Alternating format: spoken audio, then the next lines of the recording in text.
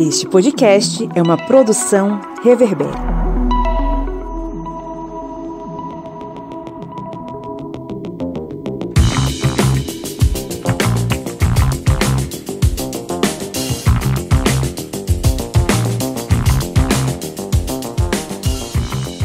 Olá, ouvintes! Está entrando no ar, mais uma vez, o seu podcast de história pública, é o Historiante, esse programete que é a fronteira final contra o Império da Ignorância, resistindo a tudo e a todos, para conseguir estar aqui mais uma vez falando aos seus ouvidinhos. Eu sou o Pablo Magalhães e queria registrar a minha alegria agora de estar acompanhando você, que está lavando seus pratos, você que está arrumando a sua casa, você que está indo para o trabalho, para a escola, você que todo santo dia acorda cedo para dar conta das coisas e fazer esse país acontecer, você trabalhador, você trabalhadora, você estudante. Bom, estamos aqui hoje reunidos mais uma vez e eu estou aqui na presença do meu querido camarada Kleber Roberto. E aí, pessoal, derretendo aqui no calor, mas vamos continuando. Temos aqui também a presença dele, o editor-chefe do Portal Águia, o camarada, está se tornando camarada, Eliezer Fernandes. E aí, ouvintes do Portal, o Portal, agora eu colocando o carro na frente dos bois aqui. E aí, ouvintes do Historiante, estamos mais uma vez aqui reunidos em clima de oração para debater o tema de sempre, capitalismo. Beleza, tem alguma novidade lá no Portal Águia? Fala aí pra gente. Temos sim, a gente publicou um texto esse final de semana sobre África. Na verdade, o tema é a visão estereotipada do estrangeiro sobre a África. E foi escrita por um angolano, um dos nossos colunistas que é da África, é da Angola. Então ele fala com propriedade, com lugar de fala. É um texto bem importante, bem interessante. Fala sobre preconceito, sobre estereótipo. Vale a pena a leitura. E a semana passada, para você aí que está acompanhando a denúncia da PGR contra o Bolsonaro, eu publiquei um texto que eu mesmo escrevi e foi editado e revisado e editado pelo nosso time, que o tema é o revés da extrema-direita no Brasil. Então eu faço um apanhado aí do que aconteceu nos últimos dias e um resumo também sobre a denúncia da Procuradoria-Geral da República sobre a tentativa de golpe que o Bolsonaro capitaneou aí. Beleza! E você que está nos ouvindo já sabe, né? O link para o Portal Águia e todos os artigos que o Eliezer acabou de falar está na descrição desse episódio. Clica lá, já deixa salvo nos seus favoritos aí no seu navegador para você ler. Bom, hoje estamos aqui reunidos para falar sobre tecnofeudalismo. É um conceito emergente e Kleber Roberto, que editou este roteiro, colocou tecnofeudalismo, a morte do capitalismo. Bom, vamos tentar entender esse processo, né? Tecnofeudalismo é um conceito emergente, recente, da última década, vamos dizer assim, e que, bom, nos apresenta um cenário onde as Big Techs elas se tornam grandes senhores feudais. Será que isso não é anacronismo histórico? Enfim, vamos debater esse assunto. Mas antes, eu preciso dizer o seguinte, você que nos ouve, você pode nos ajudar a manter esse projeto no ar. É fácil, simples e rápido. Você pode escolher até a forma como você quer fazer isso, tá? Por apenas R$4 mensais. Você pode nos ajudar a manter o projeto e, de quebra, recebe alguns benefícios que a gente anda meio safado e não está dando, né? Você pode ter acesso ao nosso grupo secreto, você pode ter acesso ao sorteio mensal de livros e você pode ter acesso a conteúdo exclusivo, produzido por nós a ferro e fogo, com muito suor e sangue.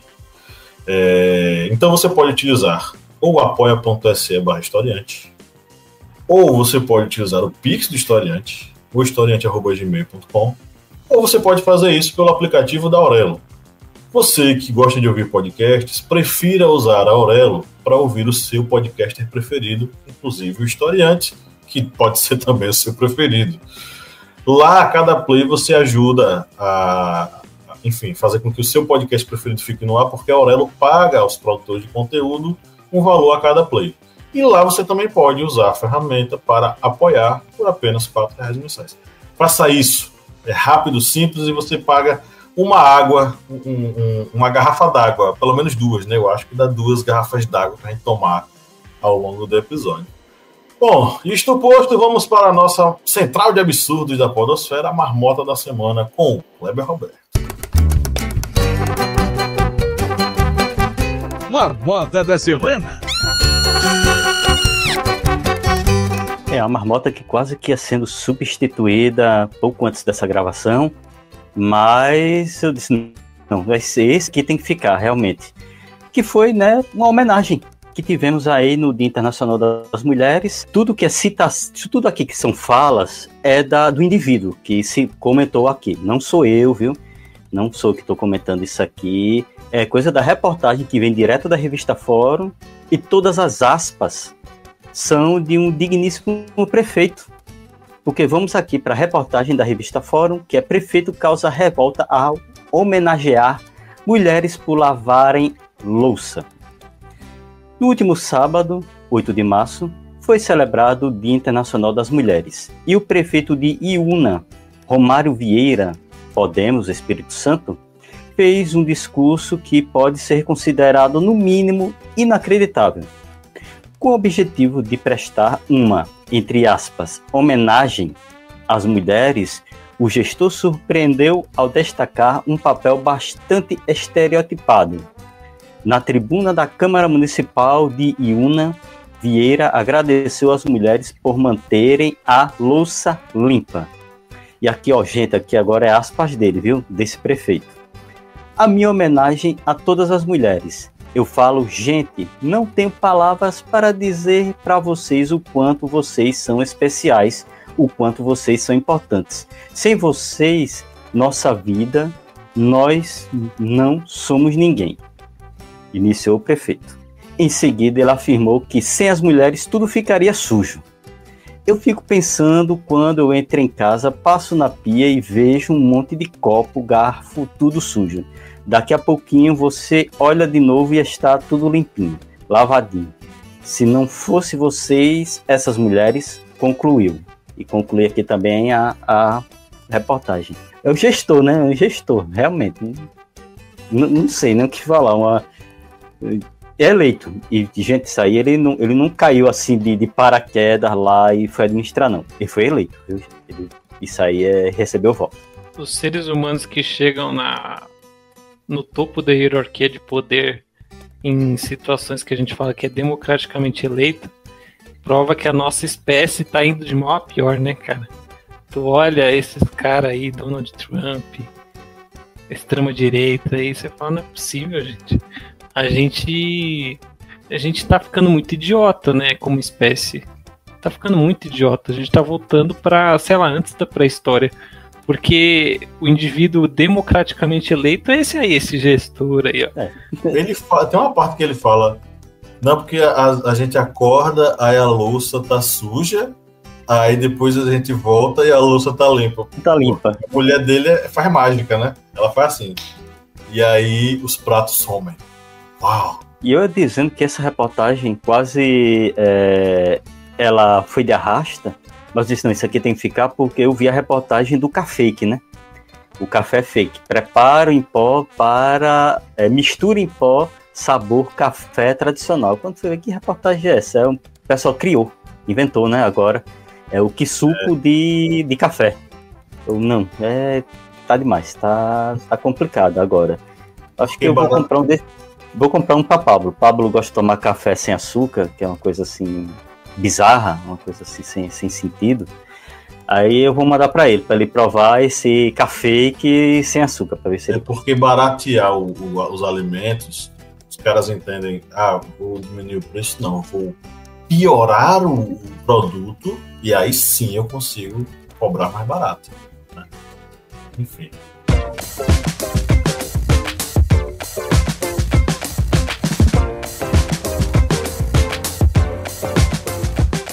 Vamos começando aqui nosso giro de notícias, começando com Estado de Minas. Você sabe o que é tecnofeudalismo? Na era digital, regressamos às formas de relações sociais típicas da Idade Média. Essa é a tese central do livro Tecnofeudalismo, Crítica da Economia Digital em Tradução Livre, do professor e economista francês Cédric Durand. A partir de uma análise consistente e bem fundamentada, o pensador nos ajuda a refletir a respeito dos níveis de vigilância, exploração, dependência e controle produzidos por grandes empresas de tecnologia como Google, Facebook, TikTok e OpenAI, apenas para citar alguns exemplos. O Globo. Tecnofeudalismo. Entenda a teoria que decretou o fim do capitalismo e comparou Big Techs a senhores feudais. O capitalismo morreu e foi substituído por algo pior. Essa é a teoria do economista Yanis Varoufakis, autor de Tecnofeudalismo. Será lançado no Brasil em abril pelo selo Crítica, da editora Planeta. Alçado a popstar por suas ideias disruptivas, o ex-ministro da Economia da Grécia destaca um termo que deu o que falar nos últimos meses, com a eleição de Donald Trump e a forte influência do seu governo de bilionários da tecnologia como Elon Musk e Peter Thiel. Blog Boitempo. Tecnofeudalismo. Uma defesa. A crítica da razão tecnofeudal, feita por Evgeny Morozov, tem como alvo a crescente lista de pensadores que viram homologias entre o feudalismo e as tendências atuais no sistema capitalista. Estagnação prolongada, redistribuição ascendente da renda por meios políticos, um setor digital em que alguns barões se beneficiam de uma massa de usuários vinculados a seus domínios algorítmicos e do crescimento de um setor de serviços ou de servidores. Entre os acusados proponentes da tese feudal, entre aspas, estão Yanis Varoufakis, Mariana Mazzucato, Robert Kushner, Michael Hudson e eu. Morozov descarta na analogia com o feudalismo ao caracterizá-la como decorrente de uma busca de atenção intelectual faminta de memes e mesmo uma falha em entender o capitalismo digital. Recuso o insight sobre a possibilidade de que esse sistema possa estar se transformando em algo que não pode ser mais adequadamente descrito como capitalismo. Estaria ele certo? Le Diplomatique. Tecnodemocracia. Como podemos e devemos enfrentar o tecnofeudalismo? Se em 2008 as Big Techs demonstraram eficiência ante uma crise mundial entre 2020 e 2023, na pandemia da Covid-19, elas conheceram rápida ascensão. De compras a relacionamentos, o uso de celulares aumentou. Conforme a empresa Rocket Lab, o Brasil se tornou o quarto país do mundo em 2022 ao baixar cerca de 10 bilhões de aplicativos. Contudo, para além de selecionar aquilo que assistimos, os algoritmos vão mais longe, manipulando populações inteiras a eleger candidatos que já foram escolhidos pelos senhores tecnofeudais. Pablo, com você. Solta o cuscuz aí e continuamos aqui no podcast. Beleza, vamos para o nosso editorial.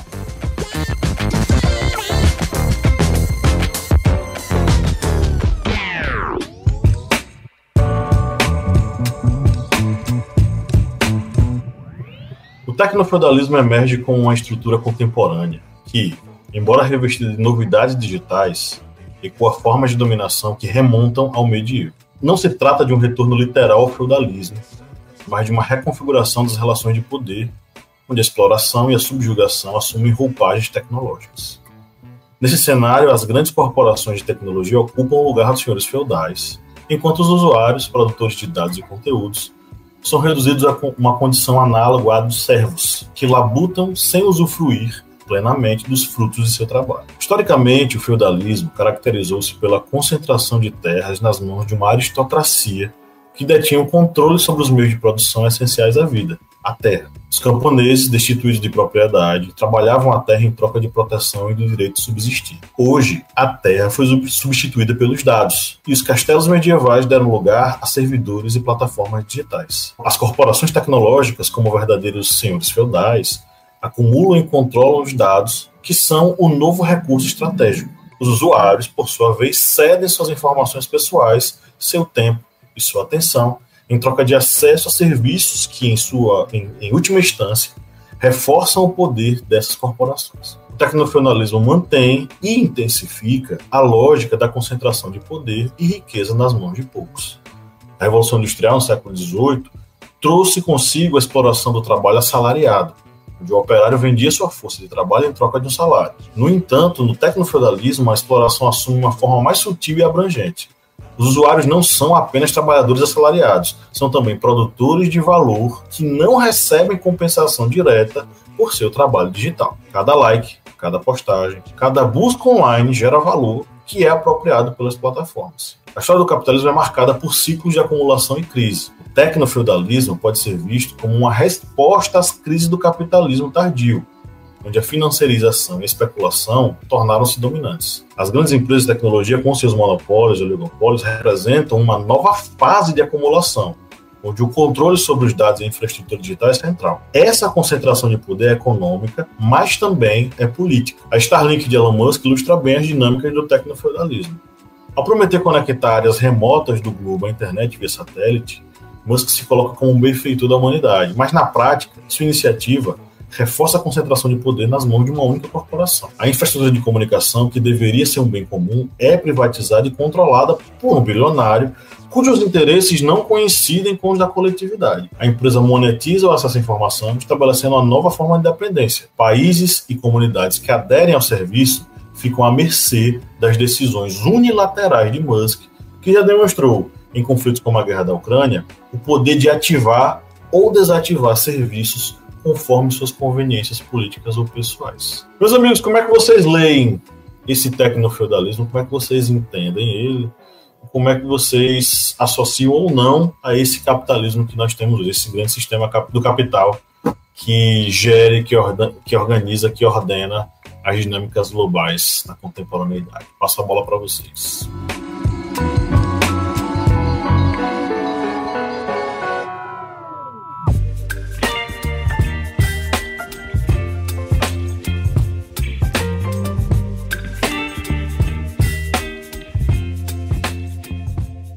Eu acho que agora, nesse momento, como há essa gigantesca dependência da sociedade em si, as big techs, porque quando vamos analisar, por exemplo, redes sociais, por exemplo, o Brasil, ele praticamente está na mão, as redes sociais, de 3 indivíduos, que vai ser ali a corporação da TikTok, o do Zuckerberg, que aí é Facebook, Instagram, e vem o Musk com o X. Ou seja, fica ali praticamente retido em apenas 3 pessoas, que seriam, digamos, os senhores feudais, realmente, porque eles vão ser os detentores desse poder. As outras, digamos, ramificações que seriam desse feudalismo, e aí vamos somando aí transmissão de internet, aplicativos que são criados ali nas lojas de aplicativos do Google, do iPhone, tanto também os aparelhos mesmo, todos eles, como aqui nas reportagens que vimos, são tipos vassalos.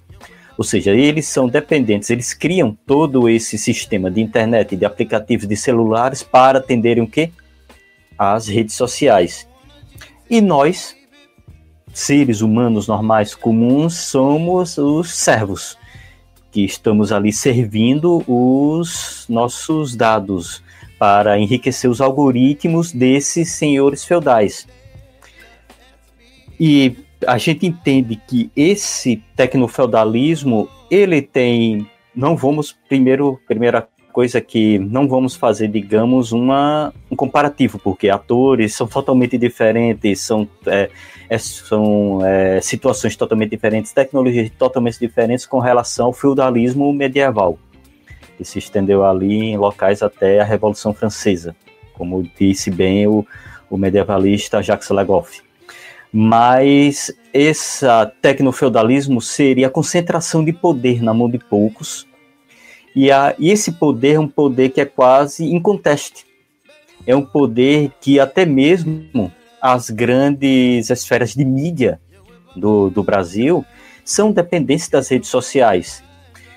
Porque, por exemplo, quando vamos falar de notícias, eventos esportivos, até reality shows, sempre vai ter aquela ideia do engajamento nas redes sociais. Se está tendo engajamento nas redes sociais, é porque está dando certo.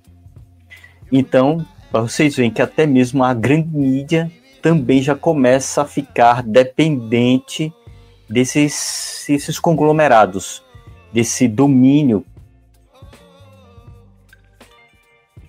que seria um domínio da comunicação, comunicação não somente das grandes redes, mas entre pessoas. E tudo isso faz com que haja essa dependência. Eu mesmo, por exemplo, não, acho que todos aqui que estejam ouvindo esse podcast já viu outras pessoas dizendo: eu me informo através do blog tal, que é no Instagram. Eu compro aquele produto que eu vi anunciando um influencer no Instagram ou no TikTok. Eu vi aquele vídeo daquela receita. Aquele vídeo. Eu vi aquele grupo tal discutindo, tal, fazendo um debate interessante em comentários do Facebook. Ou seja, a vida nossa, seres humanos, pessoas comuns, já estão também presas a essas redes sociais. E aí, quando falamos exatamente dessa questão de domínio, é aí quando que vemos realmente que as redes sociais, quando falamos de domínio, muitas pessoas vão pensar apenas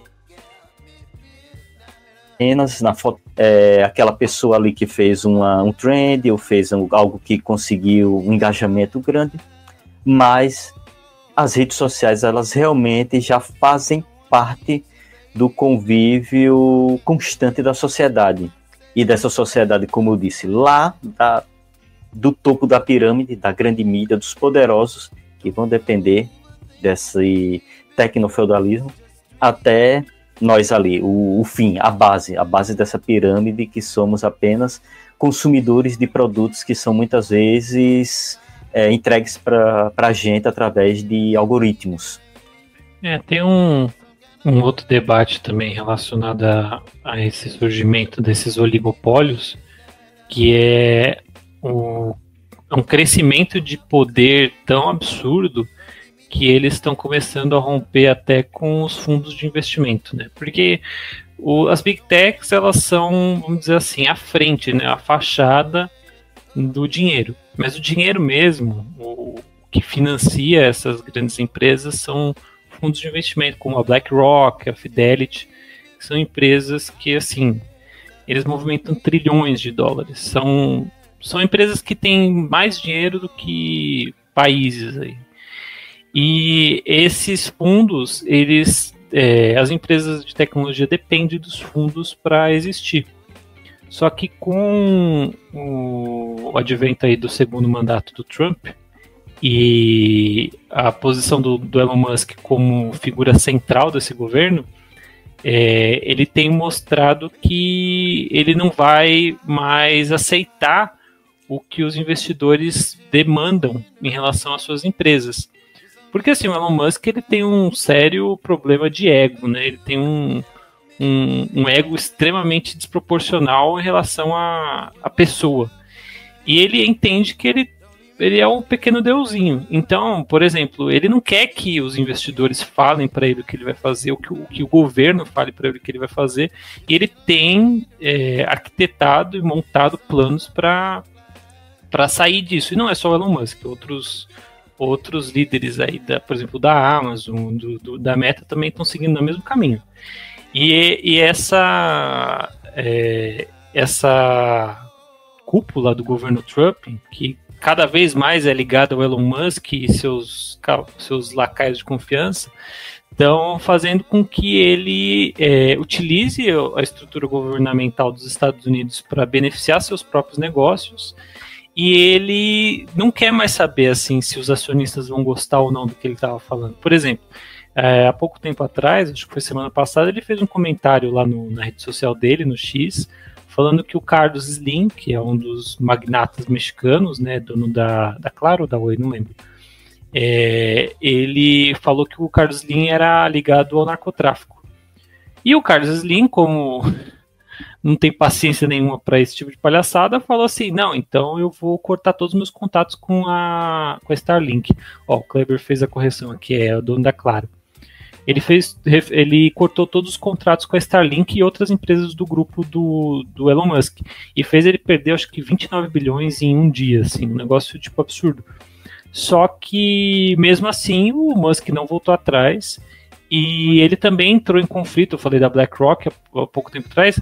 Ele entrou em conflito com a BlackRock porque ele tem atacado a questão do ESG, né, diversidade, as políticas, né, de diversidade, de acolhimento a minorias, que é uma das bandeiras da BlackRock. Então ele falou assim que a BlackRock não sabe de nada, e que ele acredita que a BlackRock está querendo implantar o comunismo nos Estados Unidos. Então aí, ó, adicionando a lista de novos comunistas, né, a gente pode adicionar as pessoas mais ricas do mundo, os burgueses da BlackRock. Então, o que eu vejo e que está se tornando realidade é que o tecnofeudalismo está se tornando realmente uma realidade. As Big Techs estão ganhando cada vez mais poder, e eu só não concordo com a frase de o capitalismo morreu. Para mim, o tecnofeudalismo é só o capitalismo tardio se moldando a uma nova realidade, né? Porque é a realidade dos dados, é a realidade das plataformas digitais, mas é o capitalismo, só que elevado à 10ª potência. As pessoas continuam sendo exploradas, e as pessoas que estão no outro lado da pirâmide continuam vivendo, só que agora de renda, né? Não é só o lucro. Como é um oligopólio, se utiliza muita especulação para gerar renda. A gente até comentou fora da gravação aqui sobre especulação imobiliária, que é um outro assunto também, que tá ficando cada vez mais crítico. Mas as Big Techs estão virando países, assim. É aquela teoria distópica do cyberpunk, né, que as Big Techs vão virar cada vez mais influentes em relação a controle estatal. Então, elas não farão parte, talvez, do governo, mas um caso muito específico é o da Microsoft, que a Microsoft tem contratos bilionários com o governo brasileiro para infraestrutura digital, infraestrutura digital, para educação, para várias coisas. Então, cada vez mais os governos ficam dependentes dessas empresas, e elas respondem a quem? Se nem aos investidores, que é o cerne do capitalismo, né, o investidor que comanda para onde a empresa vai, eles obedecem. Fica aí o questionamento. Eu também acho que o termo, eu acho que esse termo tecnofeudalismo, ele é um pouco... Eu não sei se foi uma inovação de algum doutorado de alguém, o cara criou o conceito, novidade, tecnofeudalismo. Porque assim, ele trabalha dois conceitos que são distintos e que são, dentro do recorte teórico, aproximados para justificar a dominação das Big Techs. Ele usa o termo feudalismo porque ele aproxima, não só mas os dois teóricos que o Kleber mencionou aí no Giro de Notícias, que na verdade que Eliezer mencionou, né? Porque quem leu o resumo foi Eliezer.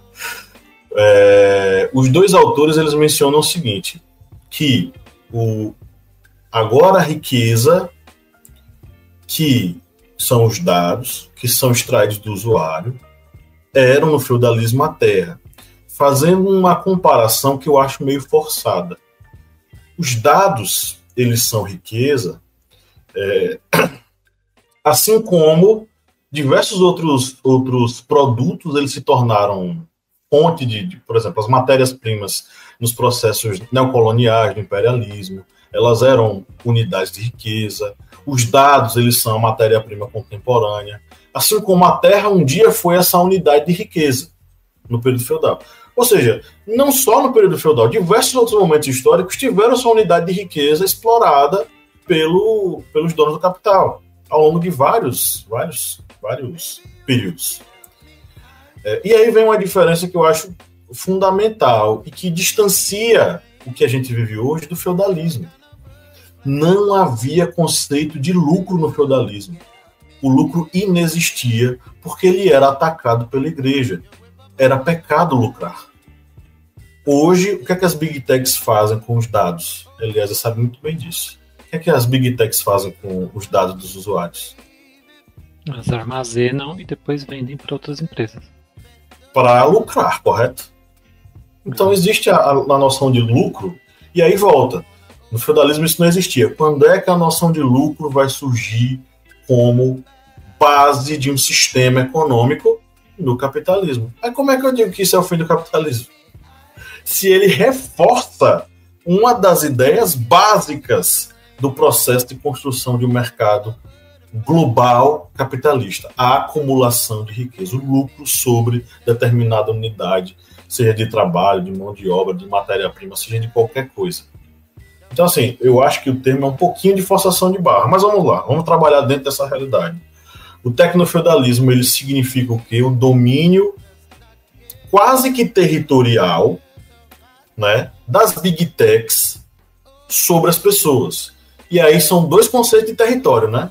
É o território digital, que pode ser uma coisa, pode ser qualquer outra coisa. É uma coisa que não dá para mensurar.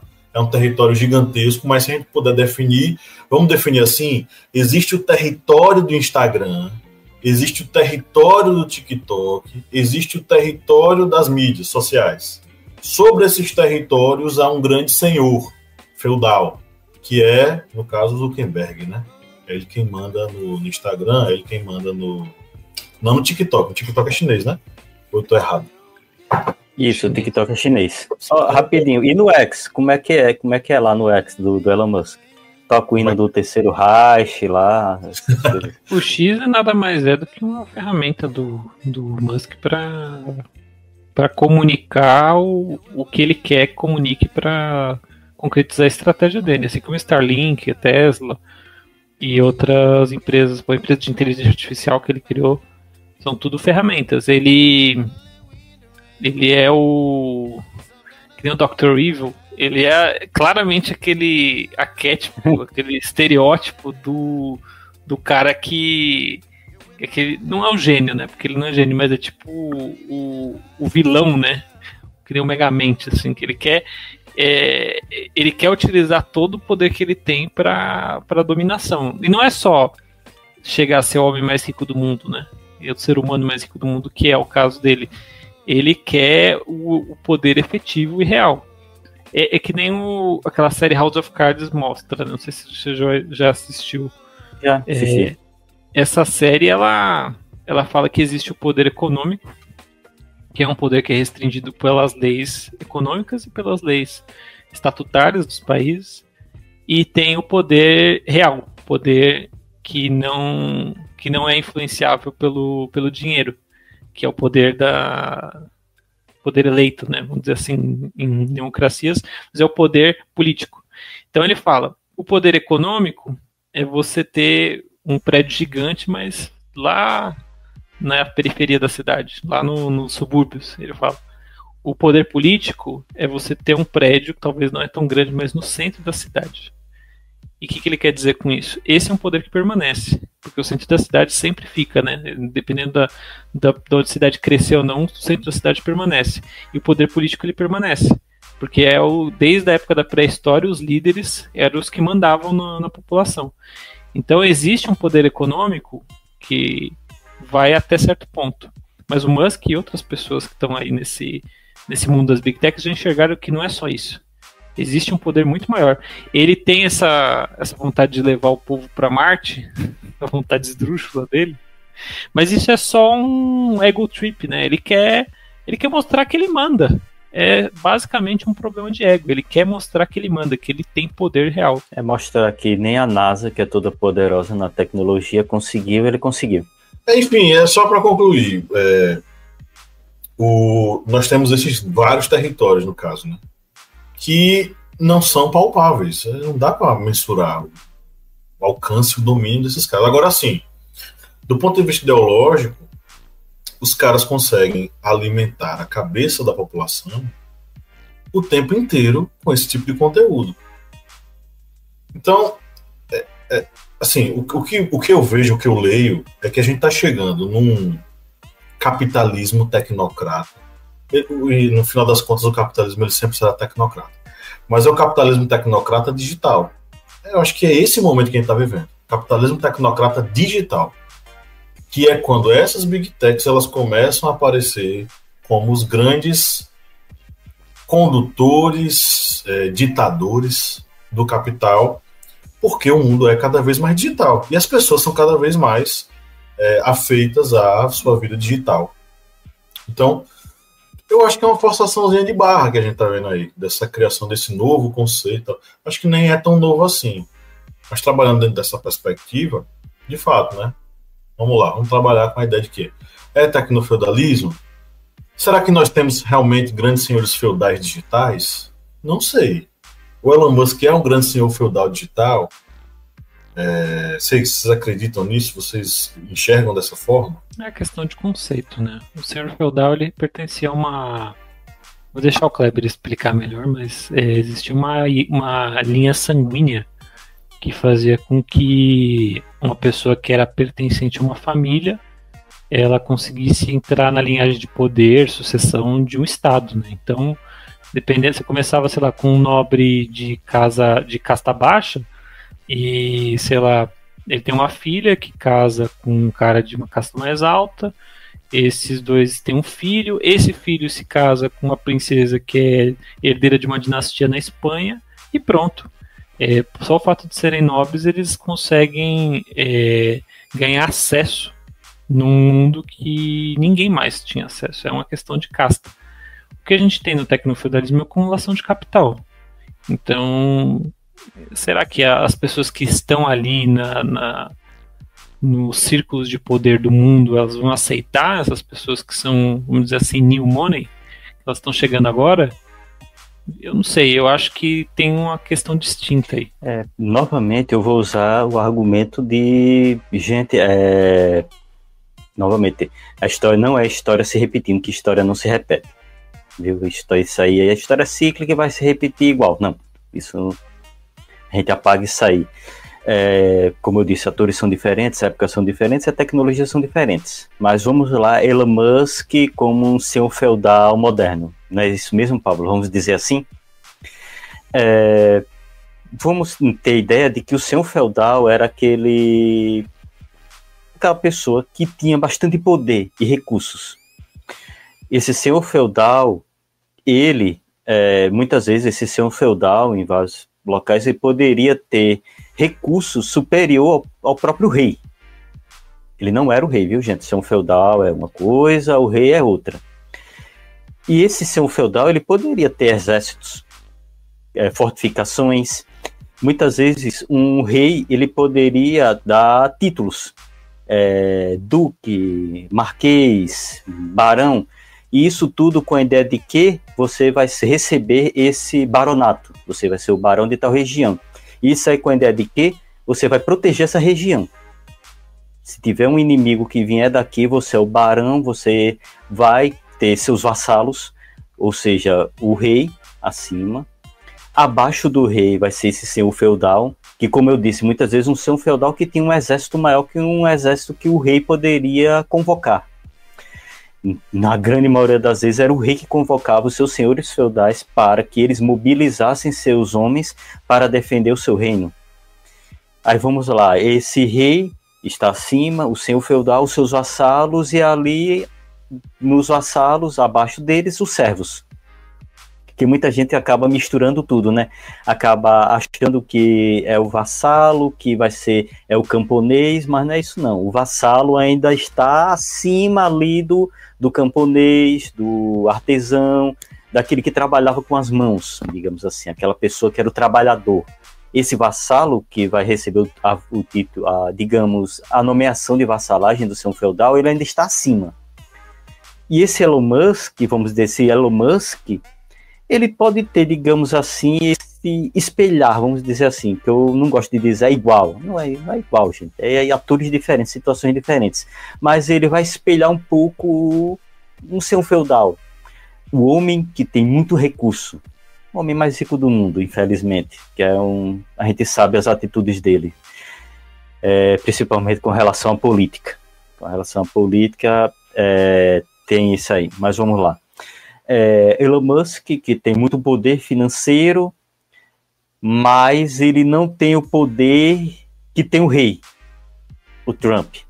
Que o Trump ele pode muito bem dizer, não, você quer fazer isso, mas você não vai fazer. Porque na ponta final, a lei do comando, ele ainda tem a caneta. Trump ainda tem a caneta. Ou seja, mesmo esse Elon Musk sendo o seu feudal, com todos os recursos, com todo o poder financeiro, com todo o seu exército de algoritmos da sua Big Tech, com todos os seus recursos de suas empresas de tecnologias, ele ainda não chegou no topo. Ele ainda não é o rei. Abaixo do Elon Musk já vem todos aqueles vassalos, que seriam o quê? As empresas que dependem dos recursos da Starlink. Um exemplo disso, vamos dizer assim, novamente, entre aspas, uma analogia, o senhor feudal Elon Musk e seu vassalo, a Ucrânia. Por que vassalo? Porque a Ucrânia depende muito da Starlink. Digamos, ele recebeu o título de vassalagem com o quê? Com a Starlink. Toma aqui. Esse aqui vai ser a sua peça de ouro que o senhor feudal vai dar para você, para dizer, pronto, você agora vai ser o meu vassalo. E ele deu o quê para a Ucrânia? A Starlink. Toma o recurso da Starlink. Ou seja, você ainda tem aquele ali, ó, o vassalo. E abaixo do vassalo vai ser o quê? População ucraniana, soldados, todo mundo ali que vai estar dependendo do que vai acontecer com o governo da Ucrânia, que vai estar dependendo do que vai fazer o Elon Musk com relação a Starlink, e na ponta lá em cima com o Trump. Mesmo o Trump, nós sabemos que numa democracia, aqui quem está ouvindo, eu estou fazendo aspas, viu? Muitas aspas, uma democracia burguesa capitalista em que quem manda é o capital. Nessa democracia burguês capitalista, o Trump ainda tem o poder da caneta. Mas assim, mesmo assim eu fico imaginando esse Elon Musk com toda essa questão, todo esse poderio e todas essas outras empresas abaixo da dele. Não é o mesmo do que acontecia, por exemplo, num grande conglomerado do setor industrial nos anos 90? Com diversas filiais, diversas pessoas submetidas e decidindo os destinos de uma nação com mais poder até mesmo do que o presidente daquele local. E mesmo assim a gente não criou o conceito industrial feudalismo. Não existe um industrial feudalismo. Eu acho que pelo que ocorreu, assim, digamos, no processo industrial, digamos, das grandes empresas, que a gente, quando vai lembrar de grandes empresas, lembra o quê? Por exemplo, a Ford, gigante montadora de automóveis. Vamos lá para outra empresa, a Volkswagen, alemã, a Bosch, alemã, a Coca-Cola, Pepsi a gente sabe que não é só refrigerante Pepsi, tem todo um conglomerado ali alimentício por trás também da Pepsi, salgadinhos, todo, digamos, um complexo de alimentos atrás da Pepsi, junto, que é, digamos, desse conglomerado. Mas eu acho que com relação a Big Tech, eu acho que ainda tem algo que é mais profundo, porque, por exemplo, as empresas poderiam, por exemplo, sobreviver sem a Ford. Poderia sobreviver sem a Volkswagen. Com a facilidade do celular ali na mão, eu acho que eles têm um poder maior do que esses grandes conglomerados, por exemplo, industriais. Porque eles têm o poder de modificar a eleição. Gente, 2018 a gente teve esse exemplo. Sim, mas Bolsonaro foi eleito com 30 segundos de TV. Com o quê? Redes sociais. Concordo com você. A minha questão é o seguinte: o feudalismo é um modo de produção. Aonde o tecnofeudalismo se enquadra nisso? Porque o modo de produção desses caras é um modo de produção capitalista. Não é tecnofeudal, sabe? Não feudalismo. Os caras trabalham com lucro. Todo esse processo de controle de comunicação, de controle de serviços, é o controle para você gerar lucro. Então, configuração, eu acho que você pode se abstrair isso com uma configuração do capitalismo. Você pode falar que tecnofeudalismo é uma forma de se configurar o capitalismo com características do feudalismo, mas não muda o modo de produção. Características bem pinceladas, né? Por exemplo, essa coisa as Big Techs são senhores feudais, as empresas satélites são seus vassalos, e os usuários são servos. Beleza. O que é que diferencia um servo de um usuário hoje? A diferença, a minha questão é mais conceitual mesmo. Como é que a gente define um usuário, como é que a gente define um servo? O servo, ele tinha a capacidade e a obrigação de trabalhar a terra. Então, ele fazia isso para sobreviver, porque quem colocava comida no prato dele, porque tinha direito à terra, era o senhor feudal. Na prática, ele colocava comida no próprio prato, mas ele tinha que dar uma parte da produção para o senhor feudal. Mas ele só podia fazer isso porque o senhor feudal deixava.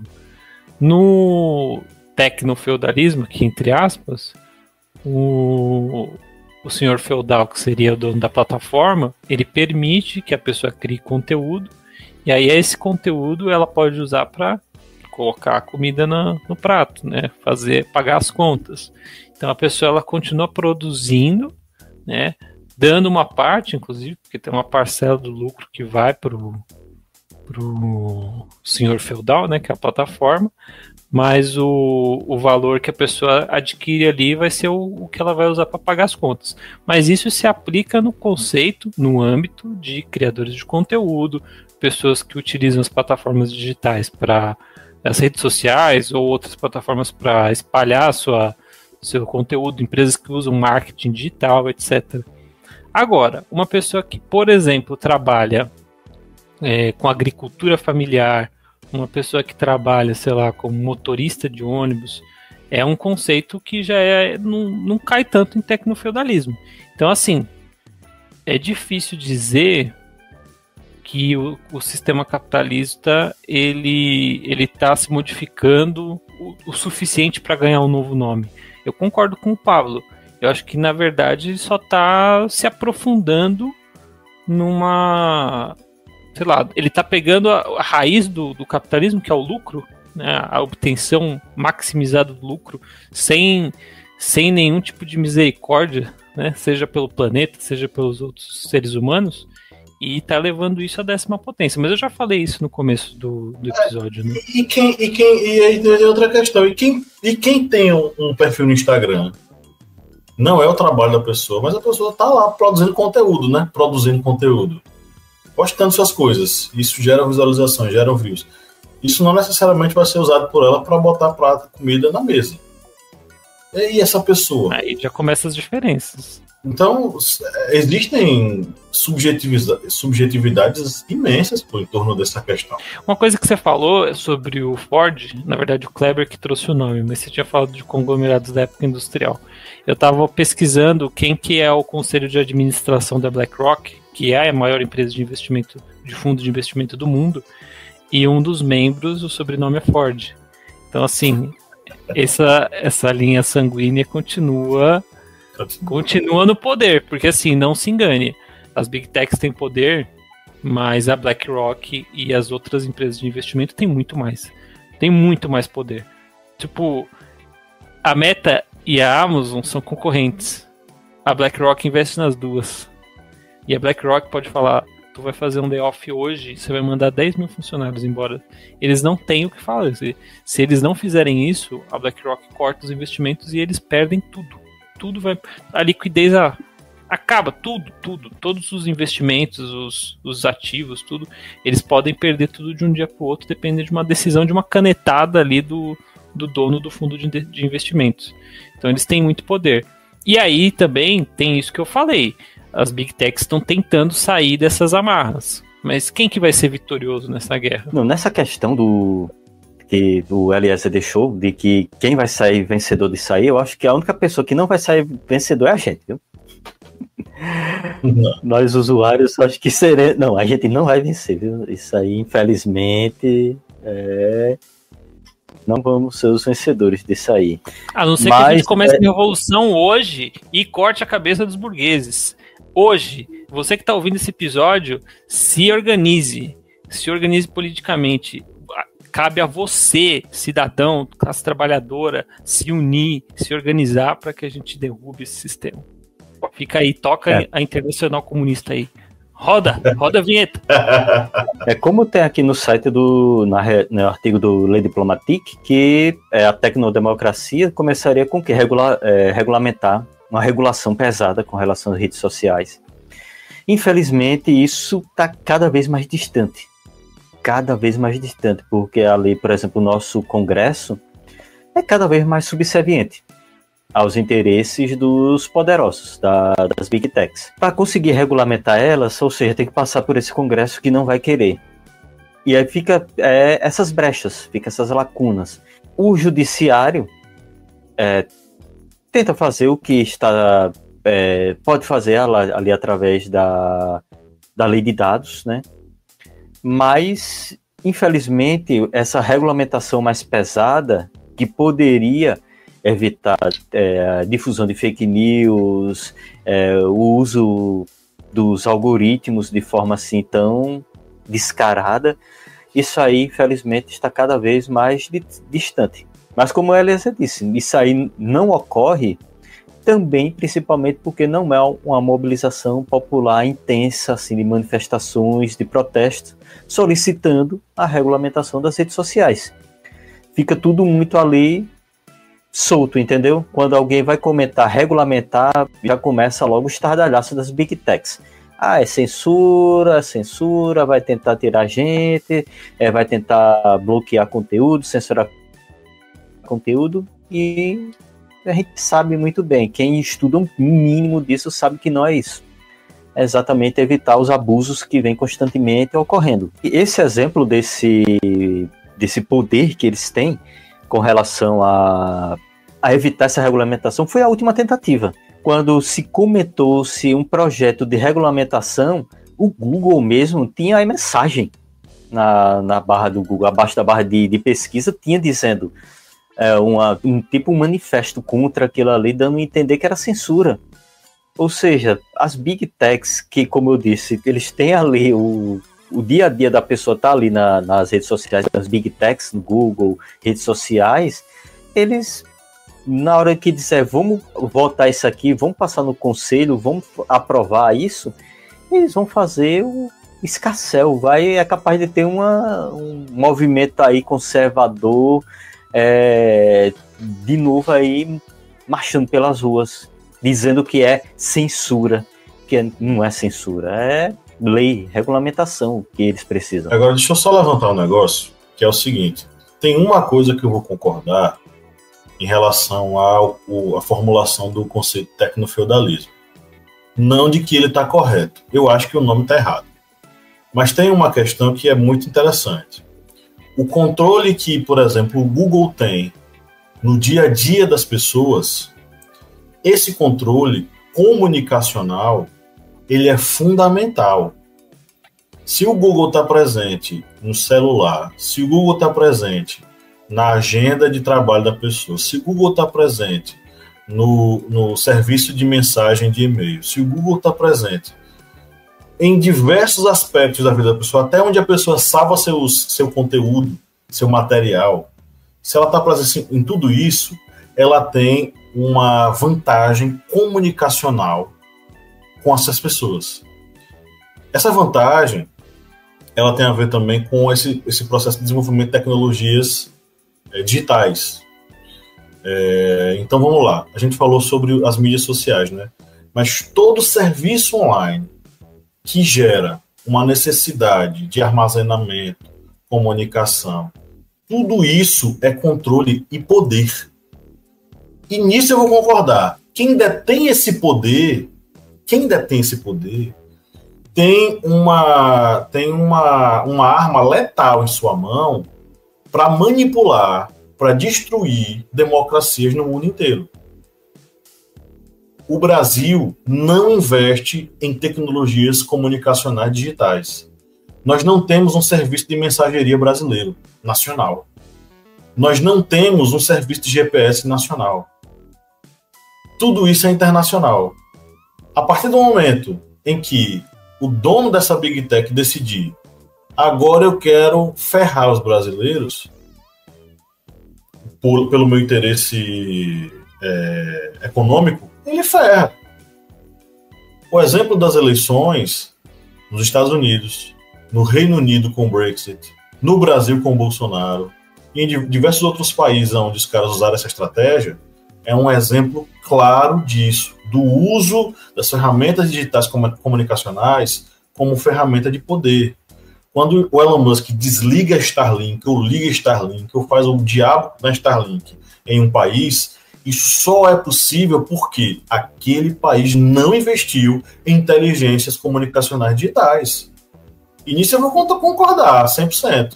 Aí a gente pode pensar que há certa similaridade com o feudalismo quando você sabe que existe um senhor que manda naquele pedaço e só ele manda, e se você quiser sobreviver, você precisa do serviço dele, precisa estar com ele. Aí talvez a gente concorde, só nesse aspecto. Porque realmente, se o cara... Aí o Bolsonaro queria botar a Starlink no Amazonas, né? Na floresta amazônica inteira. Meu irmão, tu imagina essa Starlink disponível para os garimpeiros botarem para fuder no meio ambiente da floresta amazônica. Como aconteceu, porque a Starlink estava disponível para esses mineradores. Estava para eles lá. Estava para os caras que estavam tocando fogo na Amazônia. Então, assim, quem detém esse serviço, quem detém essa ferramenta, tem um poder fantástico. Agora, o que separa o dono de uma Big Tech de um grande senhor das armas dos anos 2000? O poder que um grande senhor das armas tinha para dizer qual presidente ficava em qual país. Pega os Estados Unidos com o caso do Afeganistão. Os Estados Unidos investe armas na Al-Qaeda e a Al-Qaeda toma o poder. Derruba lá o governo dos caras, implementa o Talibã, implementa o sistema de governo altamente repressivo, financiado pelo Senhor das Armas. Quem detinha o poder das armas, quem era o Senhor das Armas dos anos 90 e 2000, mandava nos países. Hoje a arma é diferente, é uma Starlink. Quem detém a Starlink detém o poder de tirar ou colocar algum presidente no país. Então, nesse aspecto eu vou concordar. O cara que detém uma tecnologia comunicacional digital, ele é o dono da porra toda, sabe? É o que permite o cara colocar lá, lutar contra uma lei antitrust. Por quê? Porque ele é o dono do Google, ele vai botar no Google lá. Toda vez que a galera entrar para fazer uma busca no Google, vai estar lá a mensagem do manifesto contra a lei antitrust.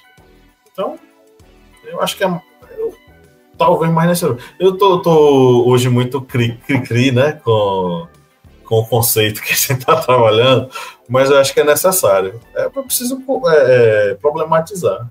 Eu achei o nome tão bonitinho, tecnofeudalismo. Pô, que massa, que bonitinho.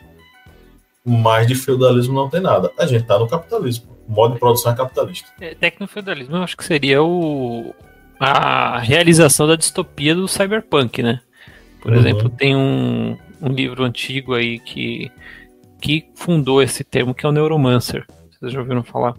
E aí teve Matrix e tal. E existe toda uma linha literária que explora essa distopia.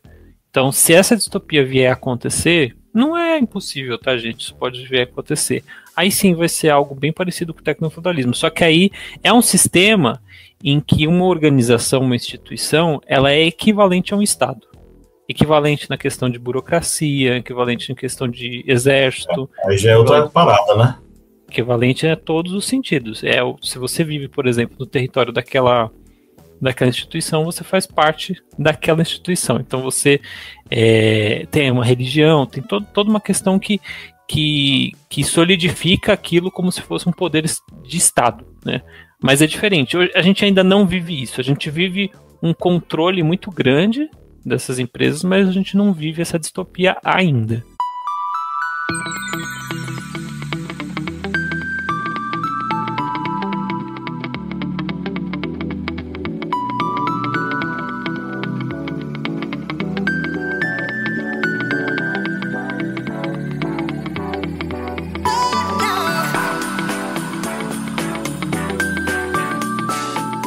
Chegamos ao final de mais um episódio. É a nossa área agora de indicações. Lembrando que essas indicações, que é o momento que a gente faz a nossa curadoria aí para os nossos ouvintes, né, de coisas que a gente escuta, assiste, lê e tal. Ela é dedicada aos nossos apoiadores e apoiadoras, né, Cleber Roberto? Isso mesmo. Nessa área de dicas, é um oferecimento para os apoiadores e apoiadoras daqui do Historiante, pessoas que acreditam aqui no projeto, que fazem a sua contribuição. Uma contribuição que muitos podem pensar, poxa, é tão pequenininha essa contribuição, tão pequena, mas para a gente faz muita diferença. Então mandamos aqui um afetuoso abraço e muito obrigado para Helena de Freitas Rocha e Silva, Juliana Tanfic e Ellison, que é novo apoiador. Para vocês e para todos os outros e outras, muito obrigado. Agradecemos enormemente o apoio que vocês têm dado aqui ao Historiante. Beleza, vamos para as indicações. Eu vou sugerir as minhas aqui. Pablo é o seu feudal, ele só chega e diz, vou sugerir porque eu sou o primeiro. Não, é porque eu preciso falar logo, porque eu tô com o meu menino tá febril ali, pra qualquer coisa ele de falar, eu saio daqui correndo, aí eu quero já falar logo, né, pra deixar gravado. Eu recentemente peguei no Kindle o livro Crime Sem Castigo, Como os Militares Mataram Rubens Paiva, da Juliana Dalpivo. E, bicho, é uma leitura necessária, né? Claro, logo após você ler o livro do próprio Marcelo Rubens Paiva, né? O Ainda Estou Aqui, o livro que ele escreveu sobre a mãe, sobre toda essa trajetória da mãe, superando a ausência, a presença ausente ou a ausência presente do Rubens Paiva e tal. Depois de ler depois de assistir o filme, né? Aí você pega o livro da Juliana Dalpivo, que é uma investigação jornalística sobre o caso. Ela vai pegar informações, dados, reportagens, depoimentos e vai compor esse livro que eu estou achando bastante interessante. Ainda estou lendo, né? A conta-gotas, mas estou lendo. Então fica a minha sugestão. Esse livro da Juliana Dalpivo é bem recente, ela lançou recentemente. De músicas eu vou mandar aqui a Hagani, da Ai Iwasaki. Inclusive escutem todas as músicas da Ai Iwasaki. Ela é uma cantora folk japonesa, muito boa. Ela faz alguns vídeos para o canal dela no YouTube, em que ela faz todos os sons que a música tem. Ela faz o coro, e ela vai gravando aos poucos. Ela começa com o violãozinho, aí canta. Aí daqui a pouco ela faz um back vocal, né? Aí ela aperta lá na pedaleira para salvar. Aí fica o back tocando e ela já faz outra voz. Aí daqui a pouco ela faz um barulhinho no violão. Aí tudo isso vai compondo a música. Quando chega no final tem um campo harmônico muito bonito. E ela são várias músicas que ela tem muito bonitas. Então, da Ai Iwasaki, eu sugiro todas. Mas para hoje fica Hagani. E tem uma cantora, ela é, salvo engano, cubana. Deixa eu só conferir com 100% de certeza. Eileen Sanchez. Cadê? Eileen Sanchez sumiu daqui, que eu tinha deixado salvo aqui só para conferir, para fazer a sugestão. Um minuto. Um momento, por favor. Tá abrindo aqui. Ela é cubana, não? Eu imagino que seja. Eu tinha salvo aqui as informações. Isso. Aqui no Instagram dela tá cubana, moradora de Montevidéu. Hoje, né? Moradora de Montevidéu. Montevidéu que fica no Uruguai, correto? Ou estou errado? Isso. O calor tá tão grande que o coitado do homem tá sabendo nem onde é que tá mais. Tá bastante quente. Então, assim, Eileen Sanchez, ela é uma cantora cubana muito boa. Ela é compositora, cantora, musicista. E para sugestão de hoje fica Amor, Amor, que é uma parceria dela com o Putumayo Records, que é uma gravadora internacional que faz alguns álbuns temáticos, tipo música latina, jazz latino. Aí pega vários cantores de jazz latino e faz um álbum especial só com esses cantores de jazz latino. Eles têm coletâneas fantásticas. Tem jazz latino, tem café latino, tem... Enfim, são vários. Inclusive, pode abrir aí seu aplicativo de música, Spotify, sei lá, e bote Putumayo, P-U-T-U-M-A-Y-O, Putumayo. Putumayo Records. É muito bom, é uma gravadora muito boa. E as coletâneas que eles fazem são sensacionais. Pode dar o play sem medo nenhum na coletânea. Você vai fazer uma viagem maravilhosa por algum canto do mundo. Eles fazem assim, jazz, África. E aí pega os principais cantores do continente e faz um álbum especial.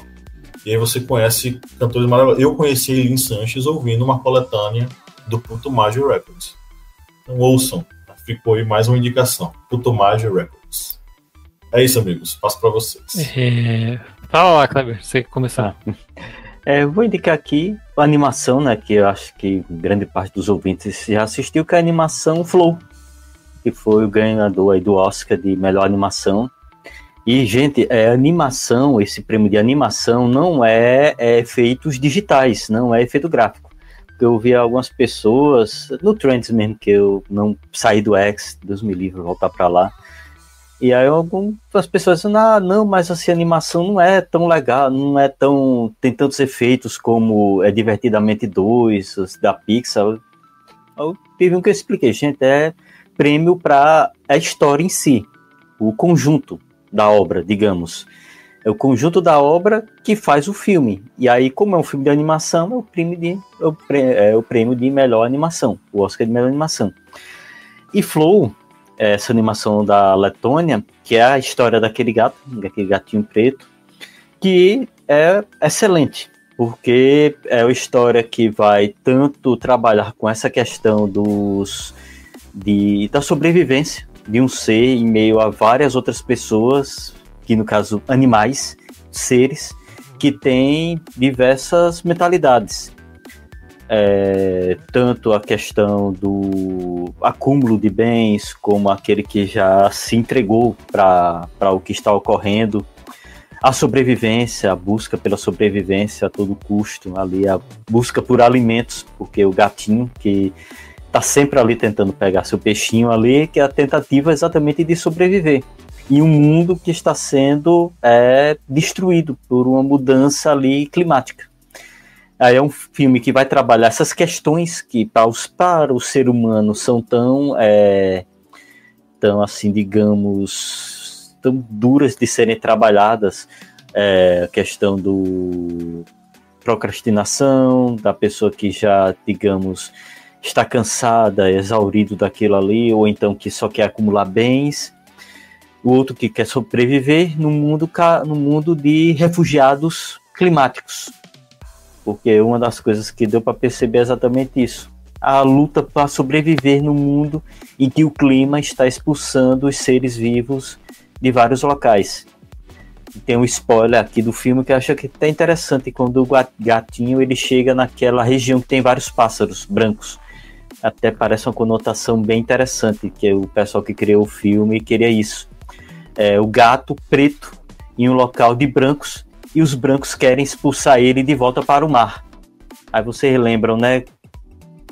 Onde tem pessoas pretas que querem ir para um local que tem pessoas brancas, essas pessoas brancas querem o quê?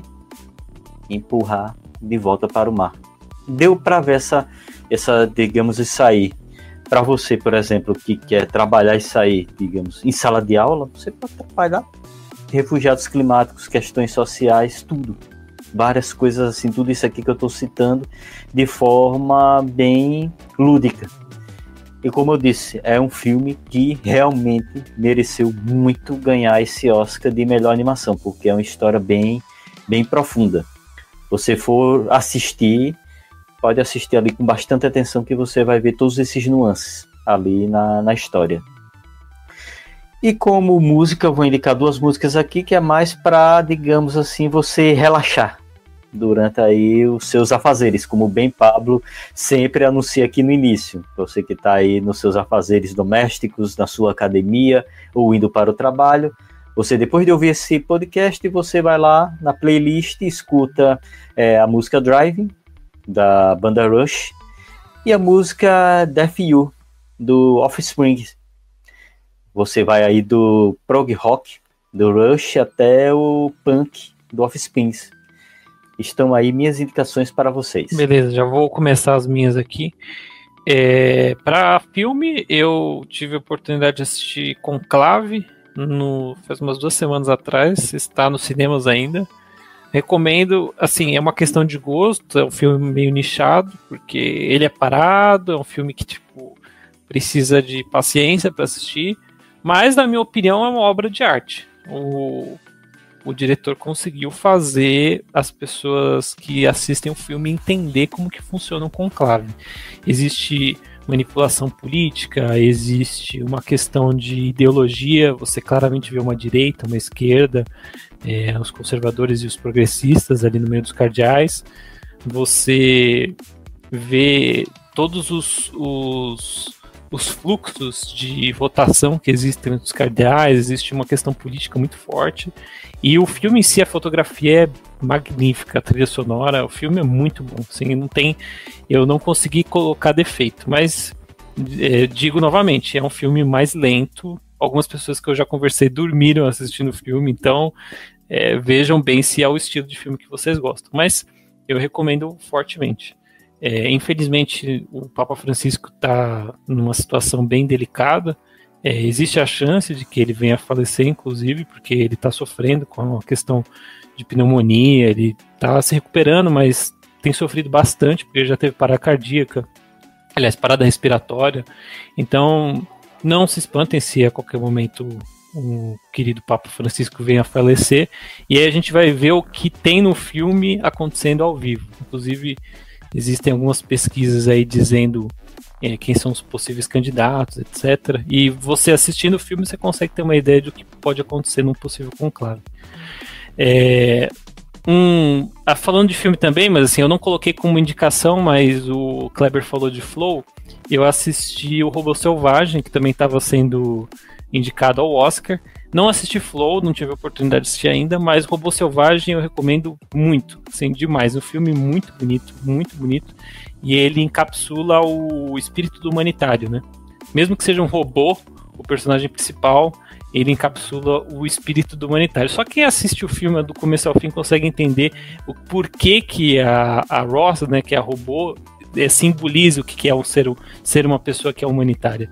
Mas o filme é muito bonito, tem uma história muito bonita também. Para leitura, aí, se vocês quiserem ler um artigo relacionado ao tema que a gente está falando aqui, eu escrevi um artigo sobre a sindicalização das Big Techs, insatisfação e desejo de mudança. Tem a ver com o que a gente tem falado nesse episódio, mas é um viés mais em relação à insatisfação das pessoas que trabalham nas Big Techs.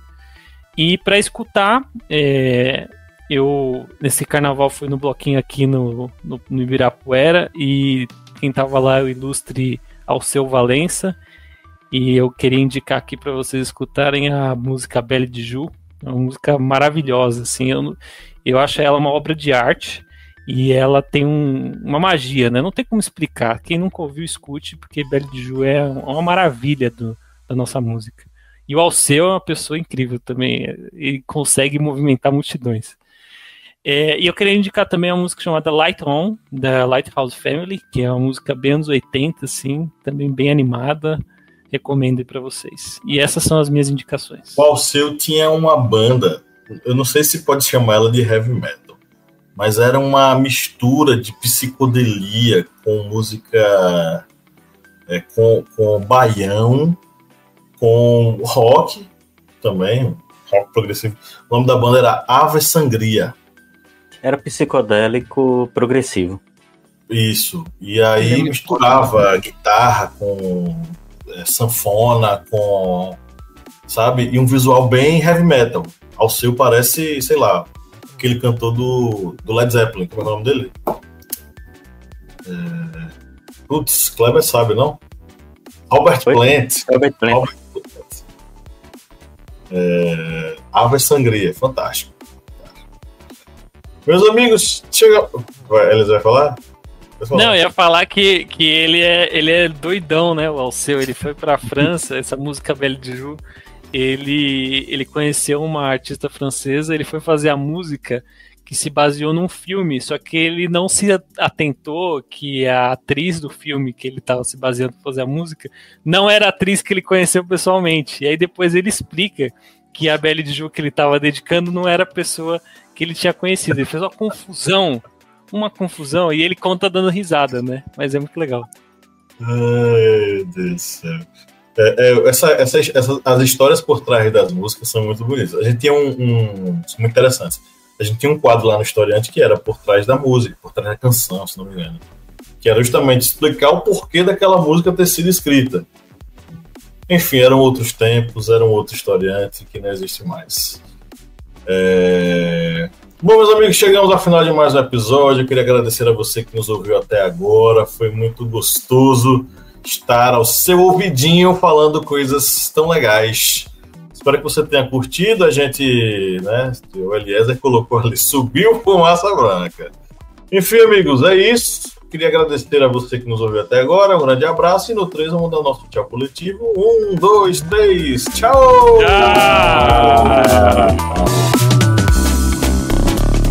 Estou derretendo. Tinha um desenho dos anos 90 chamado Doug. Não sei se ele é Doug.